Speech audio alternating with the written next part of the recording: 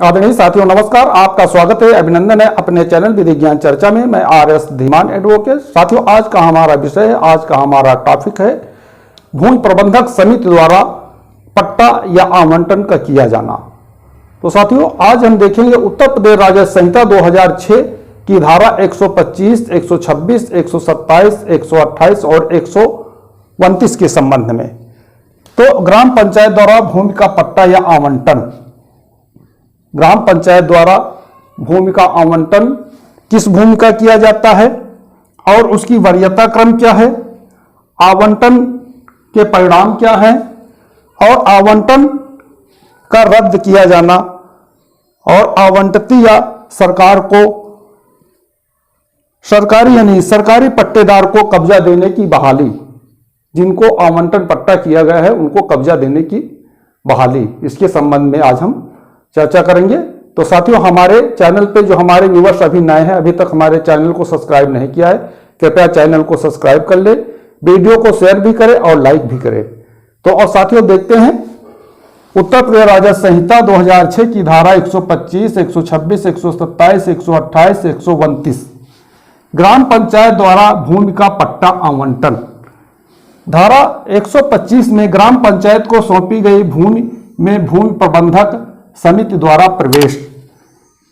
जो भी सरकार की भूमि है, चाहे वो सरकार को सरेंडर द्वारा प्राप्त हुई हो या किसी को बेदखल करके प्राप्त हुई हो, या जो सुरक्षित लैंड है वो हो, सभी पे भूमि प्रबंधक समिति यानी समिति द्वारा प्रवेश होता है, भूमि प्रबंधक समिति का अधिकार होता है।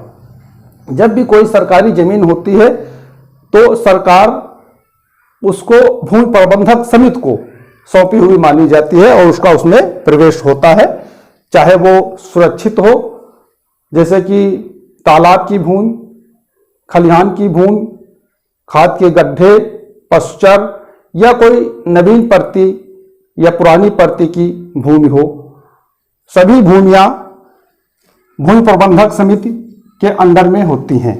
अब हम देखते हैं धारा 126 भूमि प्रबंधक समिति द्वारा भूमि उठाने में वरीयता क्रम। भूमि प्रबंधक समिति द्वारा जब पट्टा आवंटन किया जाता है तो उसमें वरीयता क्रम रखा जाता है। अब वरीयता क्रम में हमने देखा कि नंबर का में रखा जाता है सशस्त्र बल में सक्रिय सेवा में रहते हुए मृत्यु, विधवा पुत्र, अविवाहित पुत्रियां या माता पिता।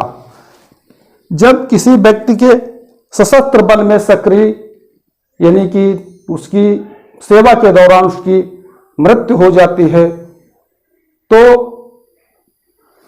पट्टा करने का अधिकार, यानी जो पट्टा के पात्र होते हैं वो उसके विधवा हो या पुत्र हो या अविवाहित पुत्री हो या उसके माता पिता हो, उनको वरीयता दी जाती है। उसके बाद देखते हैं नंबर ख में संघ के सशस्त्र बल में रहते हुए विकलांग हो गया हो। यदि कोई संघ सशस्त्र बल में है और सेवा काल में वो विकलांग हो गया है तो उसको नंबर ख में वरीयता दी जाएगी। अब देखते हैं नंबर ग में भूमिहीन श्रमिक जो अनुसूचित जाति, अनुसूचित जनजाति या पिछड़ा वर्ग राज्य सरकार द्वारा यथा अवधारित गरीबी रेखा से नीचे रहने वाला सामान्य श्रेणी का व्यक्ति हो। यदि कोई भूमिहीन कृषि श्रमिक है जिसे गरीबी रेखा से नीचे जीवन यापन कर रहा है, उसको वरीयता क्रम में रखा जाएगा ग में। अब उसके बाद देखते हैं नंबर घ में कोई अन्य भूमिहीन कृषि श्रमिक। यदि कोई अन्य भूमिहीन कृषि श्रमिक है तो उसको भी आवंटन पट्टा की वरीयता दी जाएगी, वो भी पात्र होगा। फिर नंबर अंगा में भूमिहीन व्यक्ति जो संघ सशस्त्र बल से सेवानिवृत्त हो, सेवा से निर्मुक्त हो, सेवा निर्पूचित कर दिया गया हो, उसको वरीयता क्रम में भी रखा गया है। ये वरीयता क्रम अंगा में आता है। इसका कहने का मतलब है कोई भूमिहीन जो संघ सशस्त्र बल से सेवानिवृत्त हो, यानी कि वो सेवानिवृत्त हो गया हो, रिटायर हो गया हो, उसको जो अंगा है, अंगा वरीयता क्रम में इन लोगों को रखा गया है। जो सशस्त्र सेवा बल में सेवा से निर्मुक्त हो और जो निर्मुक्त हो और जो सेवानिवृत्त हो उनको वरीयता क्रम में रखा गया अंगा में। अब देखते हैं चा में स्वतंत्रता सेनानी, राजनीतिक पेंशन स्वीकृत न की गई हो, कोई भी स्वतंत्रता सेनानी है उसको वरीयता क्रम में रखा गया है परंतु उसको कोई राजनीतिक पेंशन न प्राप्त होती हो। उसके बाद देखते हैं जा अनुसूचित जाति, अनुसूचित छा छूट गया, छा कोई भूमिधर या आसामी जिसके पास 1.26 हेक्टेयर से कम भूमि हो।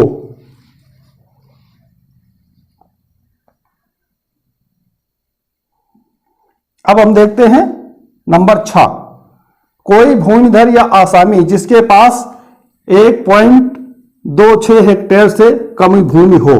कोई भी भूमिधर या आसामी है जिसके पास 1.26 हेक्टेयर भूमि से कम है उसको भी आवंटन यानी पट्टा किया जाएगा, वो भी आवंटन पट्टा का पात्र होगा। ये क्रम 6 में आता है। उसके बाद देखते हैं जा अनुसूचित जात, अनुसूचित जनजाति, पिछड़ा वर्ग, अन्य सामान्य श्रेणी का व्यक्ति, भूमिहीन, कृषि श्रमिक। उसके बाद लास्ट में यदि कोई अनुसूचित जाति, अनुसूचित जनजाति या पिछड़ा वर्ग का व्यक्ति है जो भूमिहीन है और कृषि श्रमिक है उसको रखा गया है वरीयता क्रम में। तो अब हम देखते हैं साथियों धारा 127 आवंटन पट्टा का परिणाम। साथियों आवंटन पट्टा का परिणाम यह है कि यदि किसी व्यक्ति को कोई भूमि आवंटित की जाती है, उस पे जो पेड़ खड़े हैं या उस पे कोई अन्य सुधार हैं तो भूमि के साथ में वो सुधार भी आवंटित समझे जाएंगे, बल्कि उसमें उस सुधार में किसी प्रकार का कोई विवाद ना हो। इस दशा में जो भी काष्ठ, पेड़ या कोई सुधार अन्य है वो भूमि के साथ आवंटी को आवंटित समझे जाएंगे, यानी वो उसी के हो जाएंगे जिसको भूमि आवंटित की जा रही है। और उसी के साथ में जो विहित रीति इस अधिनियम की धारा के अंतर्गत विहित रीति से जो शर्तें लागू होते हैं वो उसे मान्य होंगी।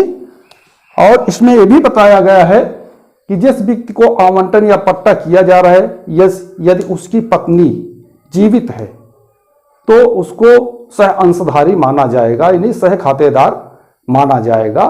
और वैसे तो ये होता है कि दोनों के नाम, जैसे कि 1 बीघा जमीन है तो दोनों को सह खातेदार के रूप में आवंटन किया जाता है।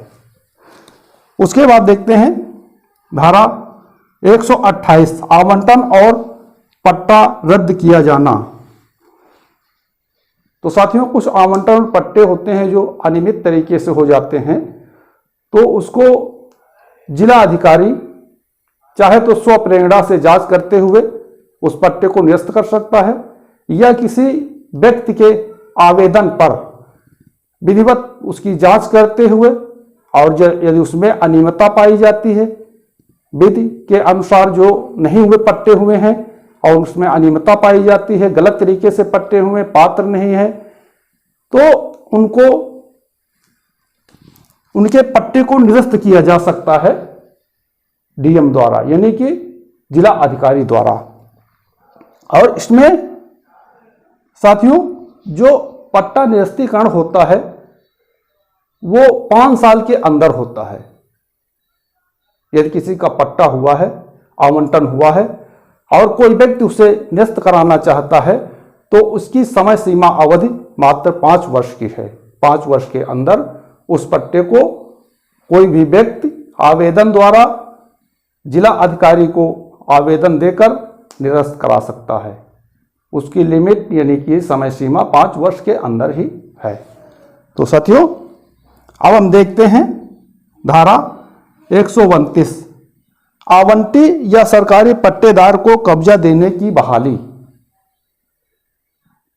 जिस व्यक्ति को आवंटन पट्टा किया गया है, यदि उसको कब्जा लेने में दिक्कत हो रही, किसी दूसरे व्यक्ति का उस जमीन पे कब्जा है, तो वो आवेदन जिला अधिकारी को प्रेषित कर उसमें कब्जा प्राप्त कर सकता है और जिला अधिकारी उसको कब्जा दिलाने में चाहे उनको बल का प्रयोग करना पड़े और चाहे जिस प्रकार से कब्जा दिलाना पड़े, वो कब्जा आवंटी यानी पट्टेदार को, जिसका पट्टा हुआ है, जिसका आवंटन हुआ है, उसको दिलाएगा। तो साथियों, अब हम देखते हैं जो पात्र व्यक्ति बताए गए हैं, जो कि एक प्रकार से जो बताए गए हैं वरीयता क्रम में, जो पात्र व्यक्ति बताए गए हैं वरीयता क्रम में, इनको सभी व्यक्ति उसी ग्राम के निवासी हों। जितने लोगों को इसमें बताया गया है आवंटन या पट्टा करने के लिए, ये आवश्यक है कि वो उसी गांव के निवासी हों और सभी व्यक्ति भूमिहीन हों वरीयता क्रम 6 को छोड़कर। जितने लोगों को आवंटन क्रम में रखा गया है वरीयता क्रम में, पहली बात तो वो उसी गांव के निवासी हों और दूसरी बात वो भूमिहीन व्यक्ति हों, केवल वरीयता क्रम 6 को छोड़कर, वरीयता क्रम 6 को छोड़कर, जिसमें बताया कोई भूमिधर या आसामी जिसके पास 1.26 हेक्टेयर से कम भूमि हो, तो सभी व्यक्ति भूमिहीन हो वरीयता क्रम 6 को छोड़कर। ये हमें फिर से बताना पड़ रहा है ताकि आप लोग समझ जाएं। इसमें लिखा है कि सभी व्यक्ति भूमिहीन हो। जितने लोगों को आवंटन वरीयता क्रम में रखा गया है उनको ये आवश्यक है कि सभी भूमिहीन हो और उसी गांव के निवासी हो। सभी व्यक्ति भूमिहीन हो वरीयता क्रम 6 को छोड़कर, जो ये 6 वरीयता क्रम है इसको छोड़कर बाकी जो भी लोग है का, खा, गा, घा, अंगा, चा और जा, ये सभी जो है भूमिहीन व्यक्ति होने चाहिए। तो साथियों, आज हमने देखा और समझा और इसके विषय में चर्चा किया उत्तर प्रदेश राजस्व संहिता 2006 की धारा 125, 126, 127, 128, 129 ग्राम पंचायत द्वारा भूमि का पट्टा आवंटन। धारा 125 में ग्राम पंचायत को सौंपी गई भूमि में भूमि प्रबंधक समिति द्वारा प्रवेश।